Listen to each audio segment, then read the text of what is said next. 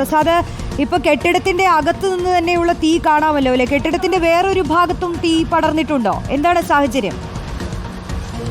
അതെ അതെ അതെ റോഷ്നി, ഇത് നമ്മൾ കെട്ടിടത്തിന്റെ മറ്റൊരു ഭാഗത്തേക്ക് വന്നിരിക്കുകയാണ്. ഈ മറ്റൊരു ഭാഗത്തു നിന്നുള്ള ദൃശ്യങ്ങൾ ഇത് അകത്ത് നിന്ന് തീ പടരുന്നത് നമുക്ക് കാണാം.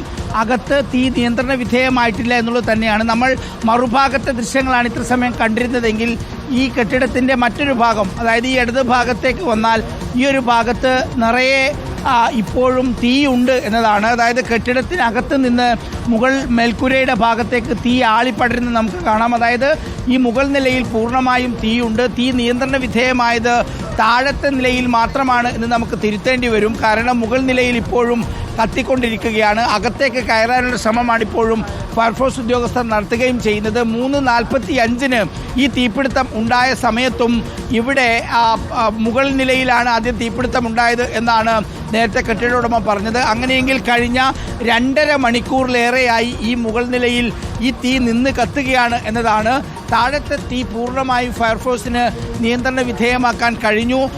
ഇപ്പോൾ വന്ന പ്രേക്ഷകരോടായിട്ട് ഇത് TVSന്റെ ഷോറൂമാണ്. ബൈക്കുകളും അതുപോലെ തന്നെ സ്പെയർ പാർട്സുകളും ഒക്കെയാണ് ഇവിടെ കൂടുതലായി ഉണ്ടായത്. തീ ഇങ്ങനെ നിന്ന് കത്താനുള്ള കാരണം എന്ന് പറയുന്നത് ഇവിടെയുള്ള എൻജിൻ ഓയിലിൻ്റെ സാന്നിധ്യമാണ്. എൻജിൻ ഓയിൽ ധാരാളം സൂക്ഷിച്ചിരുന്നു. തിരുവനന്തപുരം നഗരമധ്യത്തിലാണ് ഈ സംഭവം നടക്കുന്നത്. PMGക്ക് അടുത്തുള്ള ലൂർദ് മാർദ പള്ളിയുടെ തൊട്ടടുത്താണ് TVSന്റെ ഈ ഷോറൂം ഉള്ളത്. 100-ലധികം വാഹനങ്ങൾ ഉണ്ടായതായാണ് കെട്ടിട ഉടമ നമ്മളോട് പറഞ്ഞത്. പരമാവധി വാഹനങ്ങൾ പുറത്തേക്ക് മാറ്റി, പക്ഷേ കുറച്ച് വാഹനങ്ങൾക്ക് പൂർണ്ണമായും തീ പിടിച്ചിട്ടുണ്ട്. മുകളിലത്തെ നിലയിൽ ഉണ്ടായ തീപിടുത്തം 3:45 ആദ്യം അറിയുന്നു. ഫയർഫോഴ്സ് എത്തുന്നു. ഇപ്പോൾ ഏതാണ്ട് ഇവിടെ ഒരു 7 വാഹനങ്ങൾ, ഫയർഫോഴ്സിൻ്റെ വാഹനങ്ങൾ ഇവിടെ കാണാം. എല്ലാ ഭാഗത്തു നിന്നും ഫയർഫോഴ്സ് യൂണിറ്റ് എത്തി ശക്തമായി തീ അണയ്ക്കാനുള്ള വലിയ ശ്രമം ഉണ്ടായി എന്നതാണ്. തീ അണയ്ക്കാനുള്ള ശ്രമം എന്തായാലും തുടരുക തന്നെയാണ്. ഇതാ ഒരേ സമയം തന്നെ പ്രേക്ഷകർക്ക് സ്ക്രീനിൽ കാണാവുന്നത് തീപിടുത്തമുണ്ടായ സമയത്തെ ദൃശ്യങ്ങളാണ് ഒരു വശത്ത് കാണുന്നത്.